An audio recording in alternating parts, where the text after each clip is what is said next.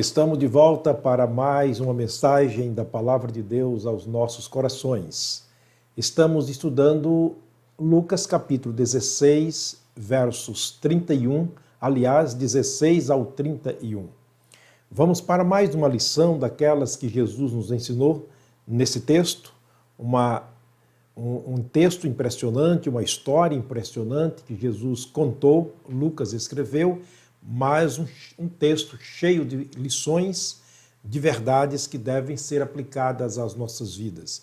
Espero que o querido irmão, o amado amigo, esteja aproveitando bastante, lendo na sua própria Bíblia e junto comigo aqui tirando essas lições proveitosas a serem aplicadas às nossas vidas. Vamos lá, para mais uma lição que Jesus quis nos ensinar usando esse texto de Lucas 16, usando os dois personagens, rico e pobre, que morreram e foram para a eternidade, ambos para eternidades diferentes, e temos aí aprendido algumas verdades sobre esse assunto. Hoje, a nossa mensagem está baseada no versículo 26, sem retorno, é o assunto de hoje. Verso 26 diz o seguinte: E além de tudo isto, está posto um grande abismo entre nós e vós, de sorte que os que quisessem passar daqui para vós não poderiam, nem tampouco os de lá passar para nós. Na conversa deste homem com Jesus, o homem que estava no inferno, clamando a Deus, neste momento ele quis retornar, ele quis voltar atrás, porém, era tarde demais. Ele estava numa ida sem volta. Ele estava em um ambiente que não podia haver retorno. Você já teve a experiência de dirigir em rodovias onde necessariamente precisa retornar porque se encontra perdido? Eu já fiz isso algumas vezes. A gente pega a rodovia, de repente a gente descobre que está em uma direção errada e precisa voltar. Aí necessariamente se faz um retorno para que a gente possa voltar ao princípio. Foi assim que este homem se encontrava. Ele precisava voltar, mas infelizmente para ele não havia retorno.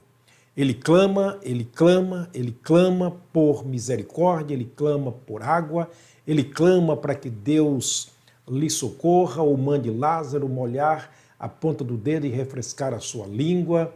E Deus fez que ele se lembrasse do tempo passado, quando ele teve tanta oportunidade para não andar ou trafegar por aquela avenida que daria no inferno. Ele não quis e agora, infelizmente, ele quer retornar, mas é tarde demais.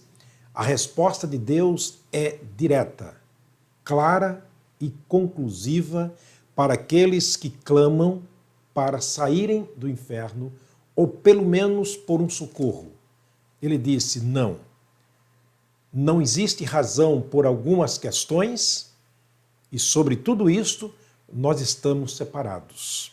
Há um grande abismo entre nós, aqui no céu, e vocês que estão no inferno.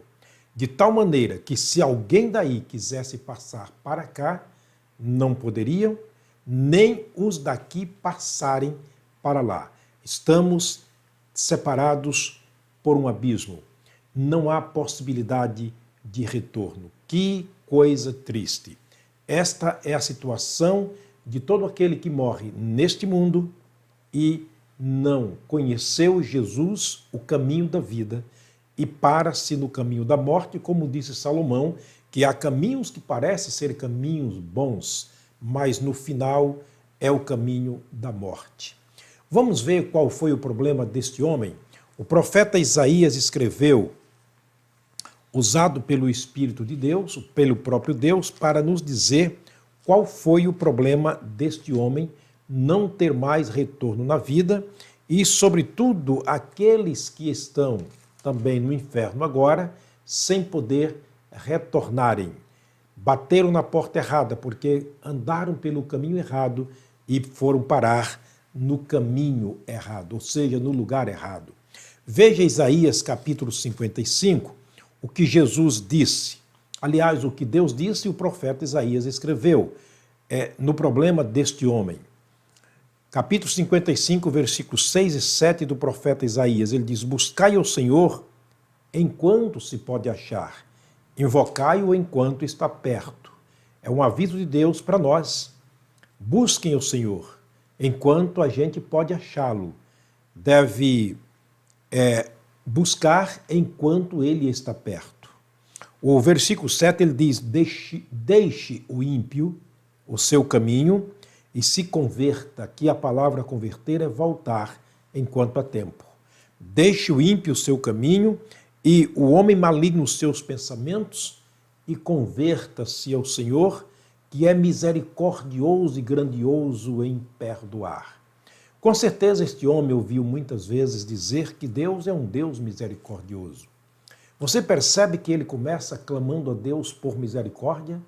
Ele começa dizendo: Deus tem misericórdia de mim. Estou atormentado nesta chama. Ele deveria ter aprendido isto antes de partir daqui. Ele deveria ter lançado mão desse atributo exclusivo de Deus antes de partir daqui. Porque misericórdia é simplesmente uma compaixão profunda da parte de Deus, despertada pela miséria de alguém. Logo, quando alguém clama, Deus ouve. Quando alguém pede, Deus atende nesse sentido. E Deus pode salvar aquele que lhe clama, aquele que lhe pede, porque ele é misericordioso e ele é grandioso em perdoar. Lamentavelmente, o homem foi tardio em pensar nisto, em ver isto e a fazer isto enquanto estava aqui. Bem que disse Jeremias, escrevendo Lamentações, que as misericórdias do Senhor são a causa de não sermos consumidos, porque elas são grandes sobre nós e todos os dias elas se renovam sobre a nossa vida. Ele perdeu a chance de todos os dias ter as misericórdias de Deus renovadas sobre a sua vida e nunca se importou para Deus. É realmente lamentável. Atos capítulo 3, versículo 19. Atos respondeu com muita clareza à multidão que lhe perguntava o que devia fazer para ser salvo. Quando o povo, em Atos capítulo 3, descobriu que só Jesus poderia lhe dar a salvação, perguntaram a Pedro: o que faremos? E ele disse: arrependei-vos e convertei-vos. Quer dizer, reconheçam os seus pecados e voltem, retornem para Deus, para que Ele perdoe os pecados de vocês e venham assim o tempo da paz pela sua presença, pela sua graça. Aquele povo fez isto. Quase 3.000 almas naquele momento, aceitando, ou seja, ouvindo o que Pedro ensinava, recebendo o conselho e recebendo Jesus como Salvador. A Bíblia diz que foi batizado quase 3.000 almas e viveram em paz, e a Bíblia chega a dizer que o coração da multidão que cria era um único, porque eles tinham paz e tinham seus pecados perdoados e estavam no caminho certo para Deus. Portanto, esse é o tempo do arrependimento. Ainda Lucas capítulo 13, versículo 3, Jesus foi muito claro quando disse: não, se não vos arrependerdes, todos, de igual modo, perecerão. Portanto, é importante, meu querido amigo, se você ainda não tomou esta atitude de perceber que a misericórdia de Deus são as causas de não sermos consumidos, que sem elas nós estamos perdidos no caminho errado e chegaremos no lugar errado, é bom que pense agora, neste momento. Ele disse: eis aqui agora o tempo aceitável, eis aqui agora o dia da salvação. Jesus está querendo salvar a nossa vida agora, antes que seja tarde demais. Clamores depois não resolve. É uma ida sem volta. Não há retorno para aqueles que vão para o inferno. Precisamos fazer isso agora. Que Deus te abençoe, Deus te guarde, porque assim foi a minha vida, assim foi a vida de muitos. Pedro falou isto, que muito embora nós, tendo sido servos do pecado, tendo sido mortos pelo pecado, nós retornamos ao pastor das nossas almas e hoje temos paz no nosso coração.